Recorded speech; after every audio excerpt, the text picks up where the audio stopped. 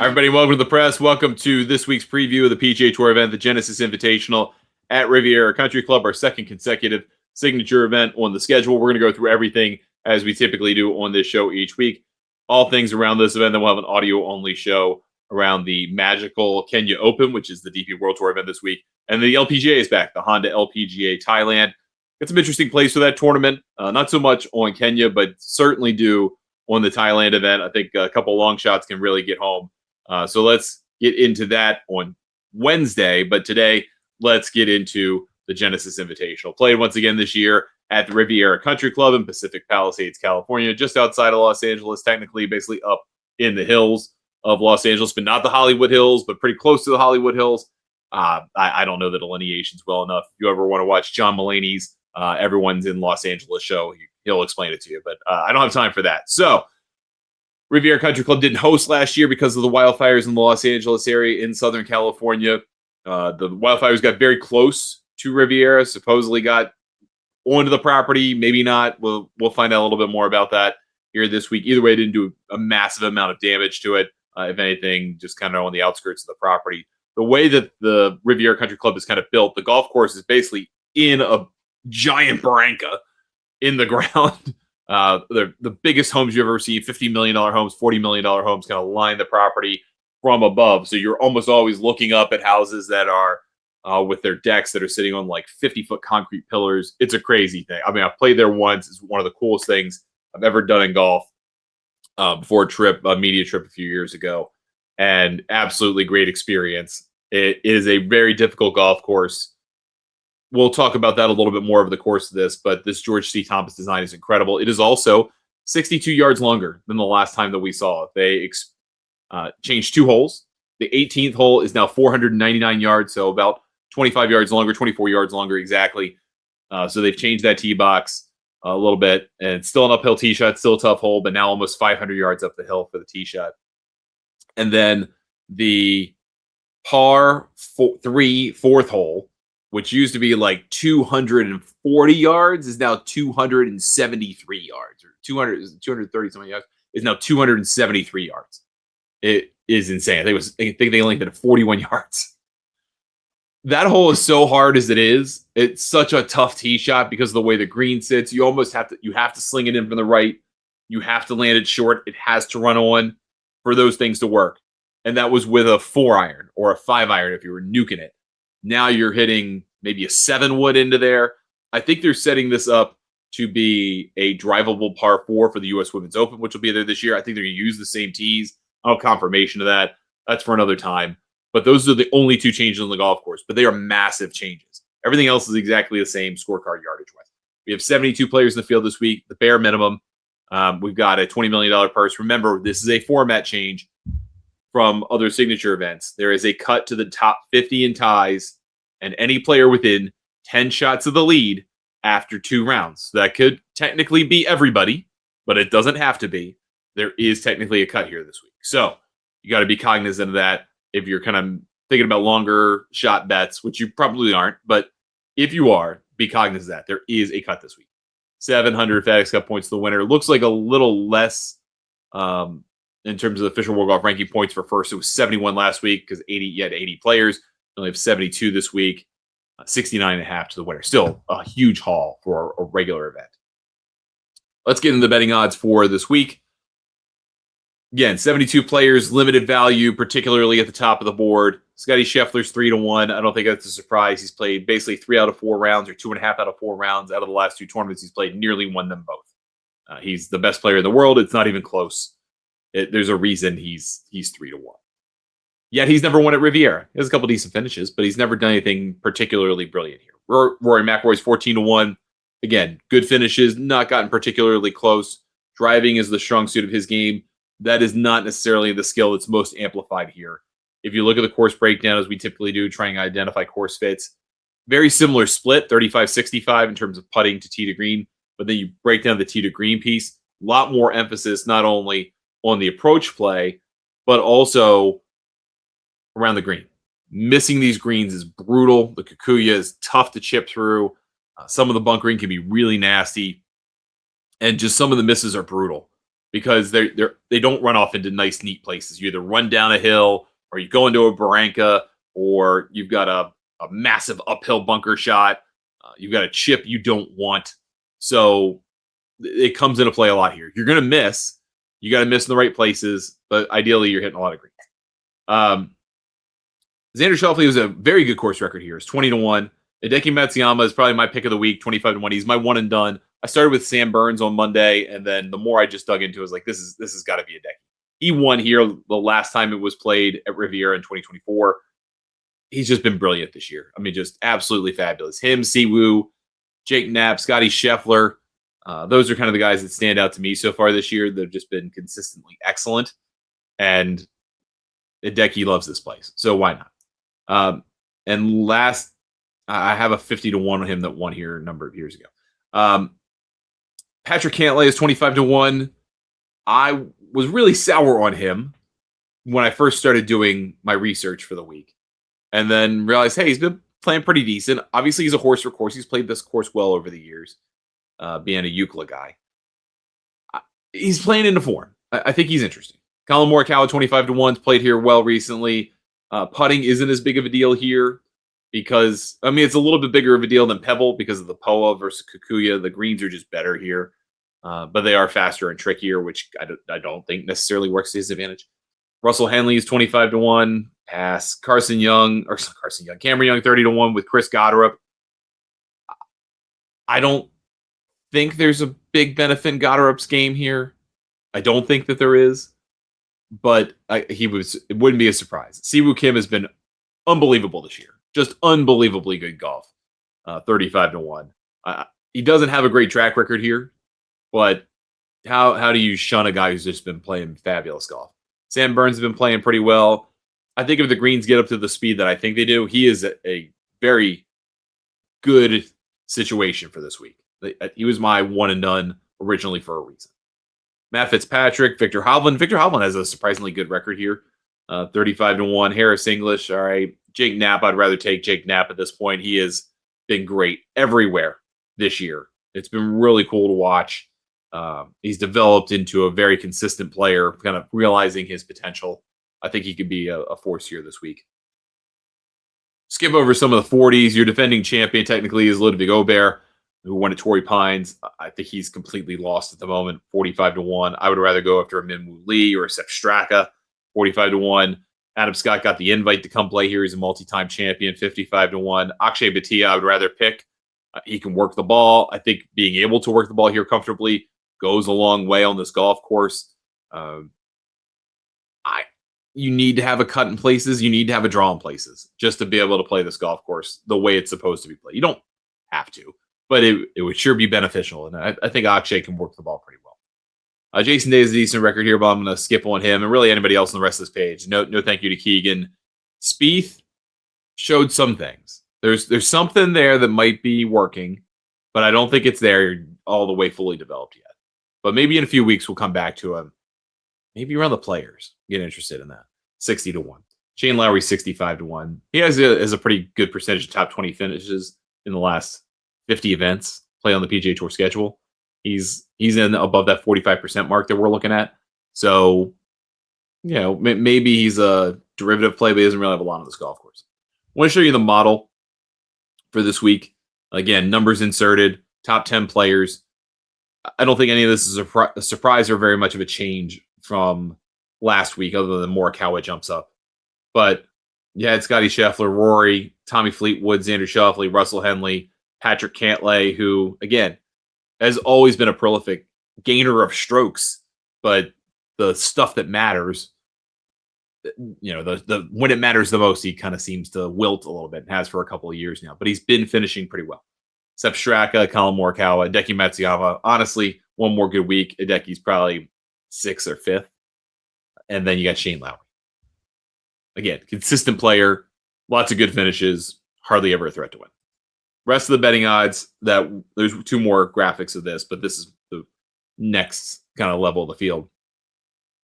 Ryan Gerard and Pearson Coody, guys who have had lovely years so far. Both 65-1. I kind of would take Coody at this point. I just feel like he's locked in, man.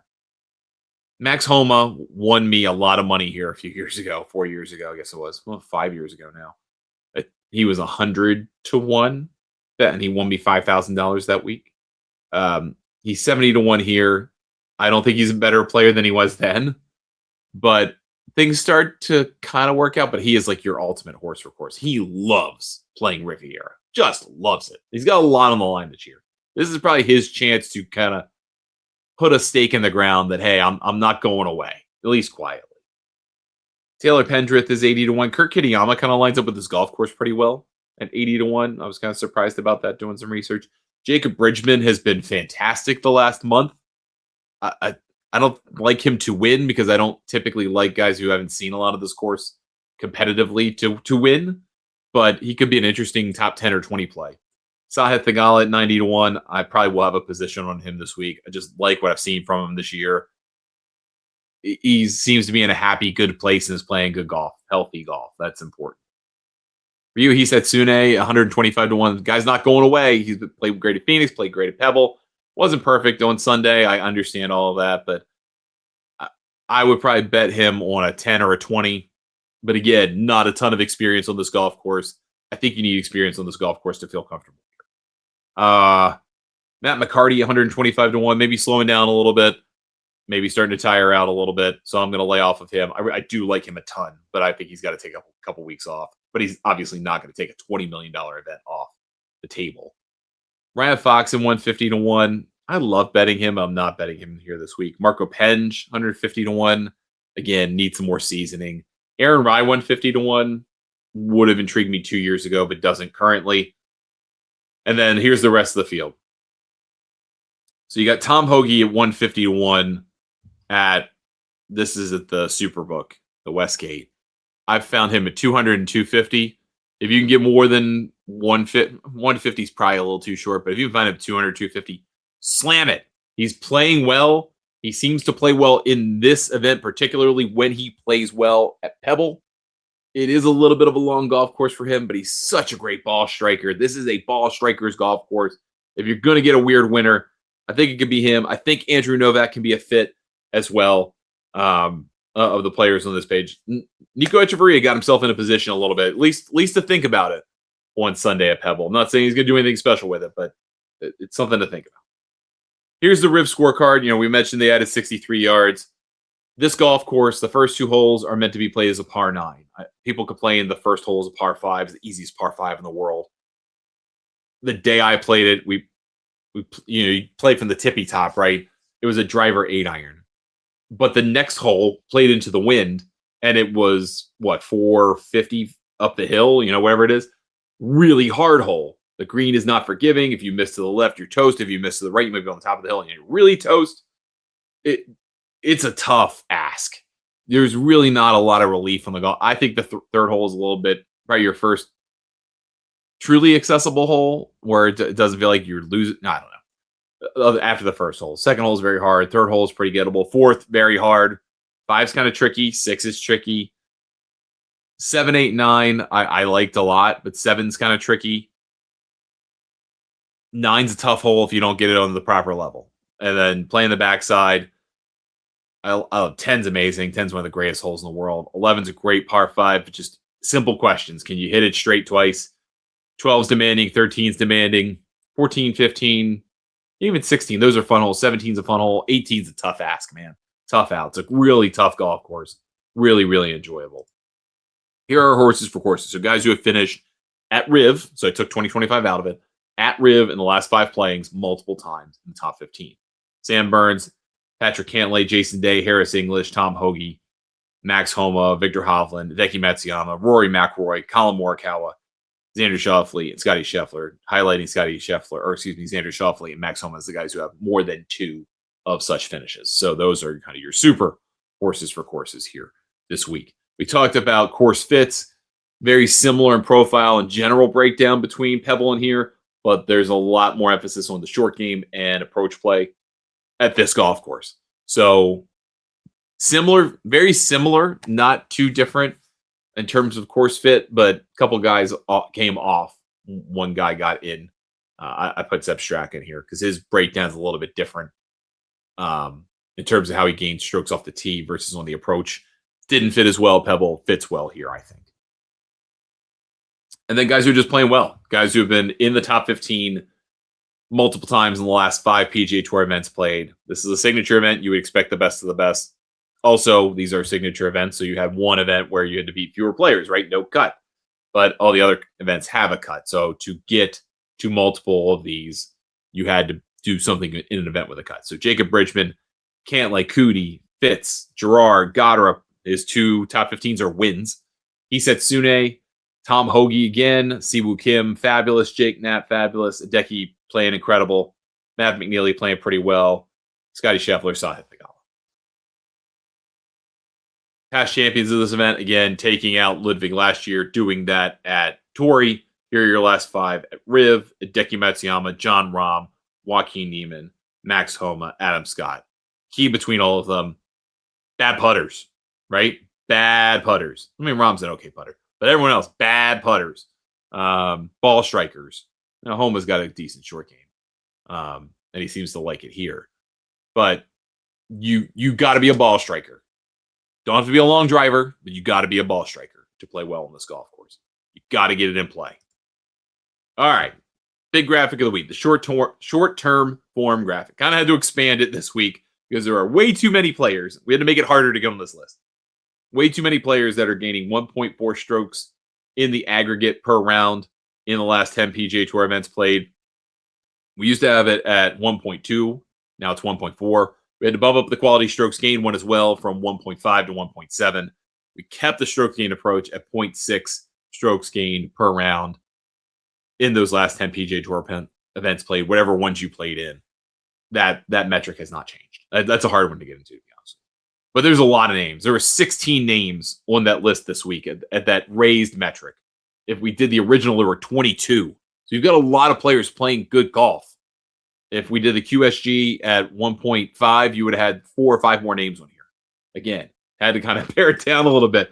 But if you see your name on 3 lists, you're doing great. So Tommy Fleetwood, Rory McIlroy, Scotty Scheffler is actually not quite on this list on the approach side of it, and that's because he doesn't have enough measured rounds because the American Express, you only get, 2 measured rounds. So that was not working in his favor. Interestingly enough, they did keep the statistics for Spyglass. So that's going to kind of throw a twist in things, but we'll work through that. But you see a lot of guys who are just playing pretty decent golf. Russell Henley's playing great overall, but not great so far this year. Shane Lowry fits that list. Again, not great currently, but not bad. Sepp Straka's playing great. Obviously, Scotty, we mentioned him. Fitzpatrick, Justin Rose a winner. We mentioned Matt McCarty having a lovely year. But he's done a lot of his damage, particularly in the fall, in the way weaker events, but still playing very well on the aggregate. So, take from that what you will. He's still playing well, just maybe not against the elite competition factored into it. And then guys who are just playing well on the approach, a lot of them are the same guys on this list. Lucas Glover is always an approach guy. He's almost always on this list and not on any of the others. Siwoo's been incredible. He's just fantastic. He actually just fell just short of the 1.4 metric and the 1.7 metric, even though he finishes great all the time. Henley, Ricky Fowler playing well on the approach. You saw that with him being on the leaderboard at Pebble, not being able to close the deal. But that part of it is there. And then Sepp Straka is there as well. So a lot of names there to consider. A long list of guys playing well. It's going to be a tough week. But again, I would factor in ball striking above all else. And then this is an interesting play this weekend. 72 players, kind of hard to look for value plays on 10s and 20s. But these are guys who are strokes gained, tee to green, low variance players. So high strokes gained, tee to green, relatively smooth curve. These guys are doing it week in and week out very similarly. They're who you expect. Scotty Scheffler, Siwoo Kim, Tommy Fleetwood. Kurt Kitayama was a surprise on this list to me. JJ Spawn and Adam Scott. Again, Spawn, not so great start to the year, but he might have a down year after having a year of his life last year. It's just reality. And then top 20 percentage leaders in the last 50 PGA Tour events played, whatever of those you played, were you in the top 20 45% of the time or more? This is your list. A lot of guys. No one really stands out here to me as a huge value other than Keegan Bradley, maybe. He always seems to get shunned. Maybe Shane Lowry. I mean, right on the 50% mark. So if you're looking for a couple of guys, maybe on a derivative bet, that's probably the extent of it for you. But you've got a lot to work with this week. I mean, you've got some longer shots in Hoagie and Novak that I think are interesting. You've got guys that are just playing well, super consistent golf at the top with obviously Scheffler, Siwoo. Hideki is going to be your horse for course play. Do you look for a mid guy like a Jacob Bridgman? Do you decide you want to kind of go with somebody who's playing very well this year, but a little bit in that mid, like Jake Knapp? Do you go with a Matt McCarty kind of guy? Do you go and take a gander at Max Homa at 70-1? Of course, he absolutely loves and plays great at. They got a lot of choices this week. I'm going to have a position on Tom Hoagie, probably Andrew Novak, just because I want to have some longer shots. And then I'm going to probably be on Hideki. Maybe I'm kind of interested in Matt Fitzpatrick, but I'm probably just going to stick with my Sam Burns play, and then probably get on Jake Knapp just because he's riding the wave a little bit, and we'll see how that all works out. That's going to do it for us today on the show. Thank you so much for watching or listening. We'll have one more show. We're going to talk about the Magical Kenya Open and the Honda LPGA Thailand in a voice-only show, audio-only show that'll be available wherever you get your podcasts. If you have any questions, get a hold of me, Ryan at thegolfnewsnet.com. You can join Golf Newsnet for $40 for 1 year, $70 for 2 years, or $100 for 3 years over at golfnewsnet.com. Get a hold of me with any questions that you have. If you're a member, happy to talk to you about fantasy golf, DFS, you name it. Love talking about this stuff. So it's great to connect with you when there's the opportunity. Good luck with all your bets this week. Thank you so much. We'll catch you next time right here on The Press.